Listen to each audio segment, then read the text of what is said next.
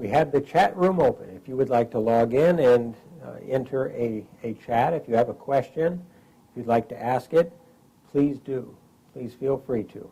We would love to help in any way we can. In regard to an answer to your question, how candid do you want me to be?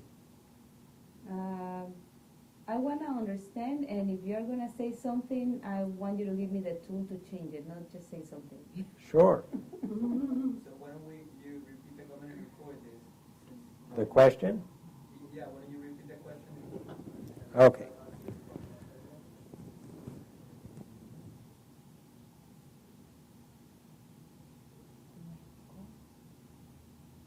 You should ask.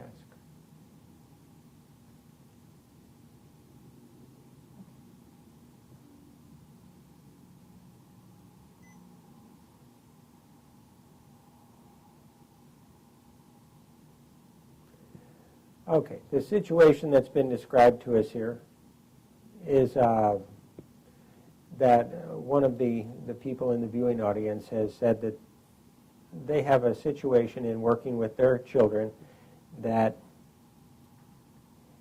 they will actually attempt subconsciously to make their child feel sorry for them or feel sad for them through a variety of subconscious cues or the way that they say things to the child. Now, that is an important thing to understand, and there's a number of facets to that particular situation and working with it and dealing with it productively. A number of people would have a tendency to obtain, through their relationship, a kind of support from their children for themselves. Now, you might have heard the expression, pack your bags, we're going on a guilt trip. This is not the scenario we're describing here. However, it's similar in that if a parent is in some way attempting to influence the emotional state of their child in order to attain a particular emotional response so that they will then either feel more secure, safer, less likely to be abandoned by the child, get more attention and more focus and more energy from the child, that's not a bad thing. That's a human thing to do. That's a normal thing to do. And it's quite often something that's trained into people who become parents by their parents. And then since it's subconscious and trained in and when they're little children, they believe it's the appropriate and beneficial way to interact. And it seems that it helps them to feel better. And quite often they don't even know that they feel better because it's a subconscious action on their part to get that part of them that's subconscious to feel better. So unless they get a reflection, a mirror, unless they get their child saying something to them or someone else to facilitate their understanding of that component of their subconscious or their components of their ego, they don't have a way to become aware of it quite often. Therefore, they don't have a way to become empowered to effectively work with and or deal with the particular issue. I would suggest a number of things can be done to help a person work with these aspects of themselves. One is in meditation to quietly talk to yourself. It doesn't mean you're crazy, by the way. Everybody talks to themselves. If you talk to that part of yourself that feels the need to say particular things to your children or to interact in particular ways with your children, then you can ask yourself in internal dialogue, why is it important to say this? Why is it important to do this? What will it do for me? Do I believe it will actually do something for my child? Do I believe in a subconscious way it will make my child a better child?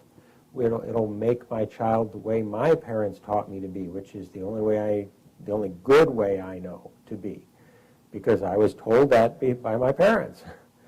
In a way, by the way, whenever you work with any aspect of yourself, if you have a fear of being disloyal to your own parents at a subconscious level or being abandoned by them, if the child in you still fears being abandoned by your parents, it's quite possible that you're going to feel uncomfortable trying to modify these parts of yourself because they seem so right, they seem so necessary or appropriate or the correct way to act, or they might be culturally appropriate, not just in terms of your parents' conditioning. Your culture may have influences in this regard too.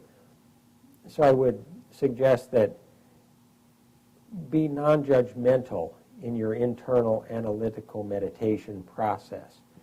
Allow yourself to explore other possibilities other than what you were taught or what you believed, perhaps for your entire lifetime, to be true. And thus, you gain the capacity to modify yourself in a caring and loving, self-loving way, not an egotistically loving way, a self-loving, gentle, caring way. And if you do so, then it'll be a much smoother process to heal yourself. Now, other ways that you can work with this are to monitor your own behavior. Monitor literally what you say to your children during the day, and not stop yourself from saying it. Just monitor it and map it. Map what you say to your children. Write it down and say, okay, I said this and this and this and this. Why? Why did I say these things? Why did I put it just that way? What was my purpose in doing so?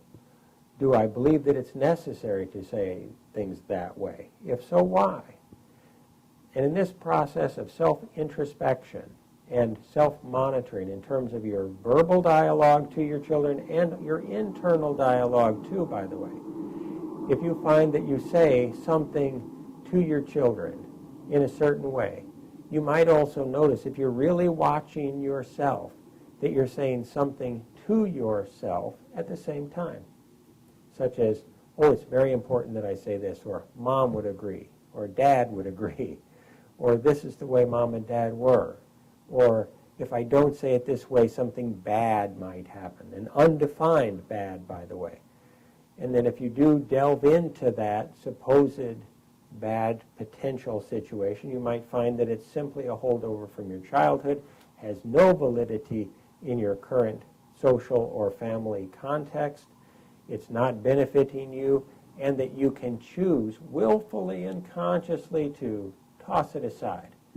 This process, by the way, will also tend to disengage any emotional drives that have been motivating you to function in that particular way.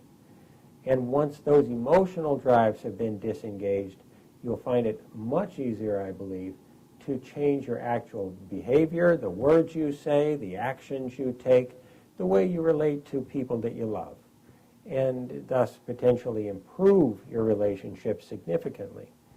This process of working with yourself can be a lifelong process, by the way. And that might sound daunting, it might sound unnecessary, it might sound like a waste of time to a lot of people, who have never looked within themselves.